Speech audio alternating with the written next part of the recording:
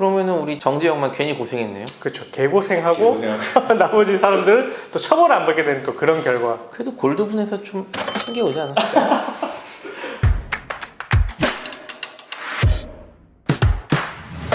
안녕하세요, 로이어 펀지입니다. 구독, 좋아요, 댓글, 알람 설정까지 부탁드려요. 네, 오늘은 저희가 재밌었던 영화 내용 중에 뭔가 하나 좀 법적으로 리뷰할 부분이 있어가지고 말씀드리려고 하는데요. 다들 신세계 영화는 보셨잖아요. 아직도 제 최애 영화 중에 하나예요. OCN 통해서 한 100번 본 것 같은데. 네, 저도 이제 손 변호사님처럼 이제 영화 채널에서 해주면은 항상 이제 채널 멈춰놓고 다시 보게 되거든요. 그러니까 이상하게 분명 아는 내용인데 또 보게 돼 그걸. 궁금해, 계속 궁금해. 또 보면은 안 보였던 부분이 보이기도 하고, 그리고 저 범죄와의 전쟁 이런 것도 되게 좋아하고요. 그래서 이제 이런 영화 중에 이제 신세계에서 뭐 다들 내용은 뭐 아시겠지만 극중 이제 이정재 씨가 이자성으로 나오거든요. 456번 아니에요? 456번, 그렇죠. 근데 이자성이 이제 그 내용을 보면 경찰인데 골드문에 잠입을 하게 되는 거거든요. 신분 숨기. 그렇죠. 이제 골드문이 굴지의 그런 뭐 조폭 기업이라고 해야 될까요? 하여튼 뭐 이제 그런 조직화된 범죄 집단인데, 근데 그거를 경찰이 이 내용들을 이제 확인을 하려고 하니까 여기에 잠입하지 않고서는 알 수가 없잖아요. 그래서 이제 그 생각을 해낸 게 최민식 씨가 그 이자성을 이제 경찰인데 신세계로 골드문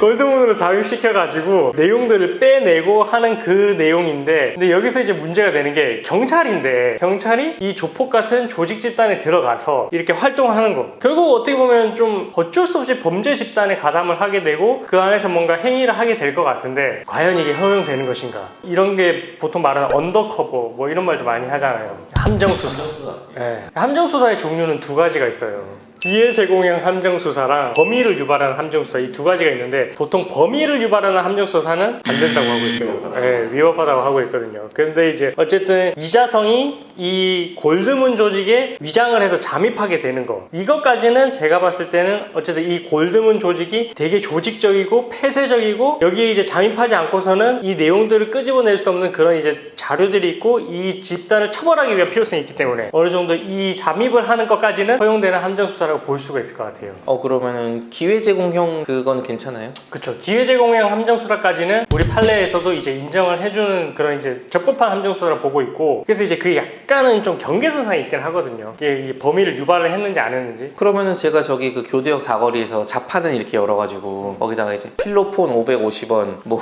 대마 320원 이렇게 해가지고 딱 깔아놓고 와서 사면 사는 순간 짜라잔 내가 포도리지 그럼 잡아도 되는 거예요? 근데 그것은 조금 애매한 게 너라는 사람이 그런 이제 행동을 할 만한 사람이 아니잖아요.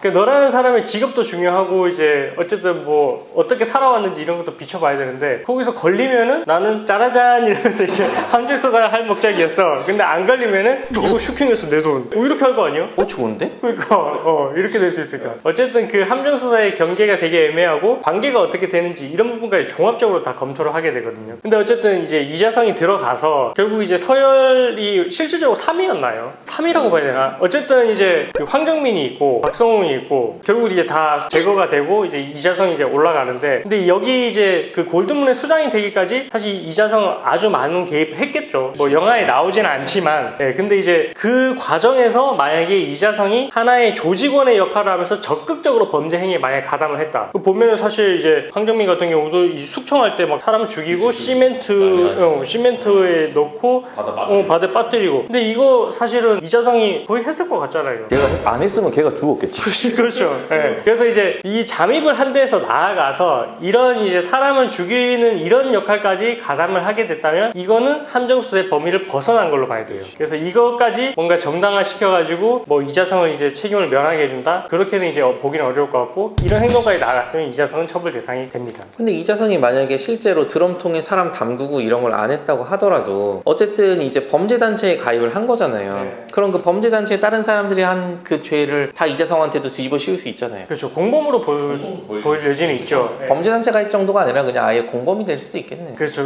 그래서 어떻게 보면은 이자성 입장에서 이거를 이제 면피를 하려고 했다라면은 좀 가입을 해서 정보물을 조금 빼낸 후에 나왔어야 되죠. 그렇지. 근데 너무 오랫동안 있지 않아요? 지금 한 10년 됐나요? 그렇죠. 어쨌든 뭐 근데 그분이 뭐 오징어 게임에서까지 살아서 오신 분이니까 생존 전문가죠. 그렇죠.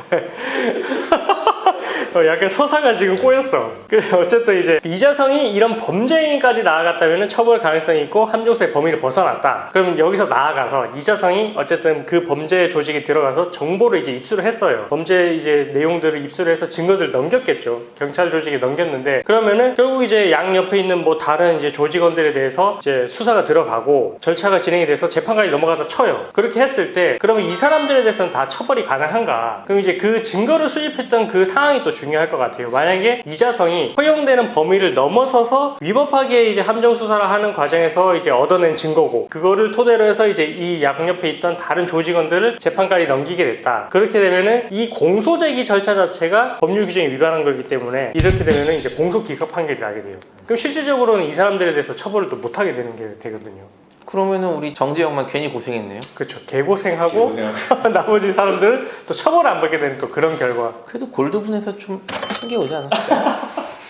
어쨌든 이제 그 신세계는 진짜 영화기 때문에 가능했던 내용이고 그래서 저는 생각을 했던 게 마지막에 그 이정재가 결국은 이제 거기서 이제 수장으로 올라서는 결정을 하게 되잖아요. 그게 어떻게 보면 자기가 뭐 생존을 하기 위해서 죽지 않기 위해서 그런 결정을 했는데 어떻게 보면 처벌을 뭐 피하기 위한 그런 내용 측면에서도 예, 현실적인 선택이었다. 그쵸. 다 죽여버리고 자기 정체를 아는 사람 그거 하는 것도 괜찮죠.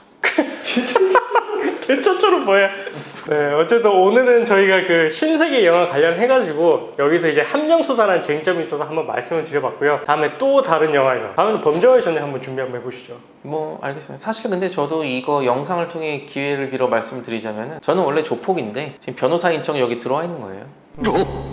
감사합니다.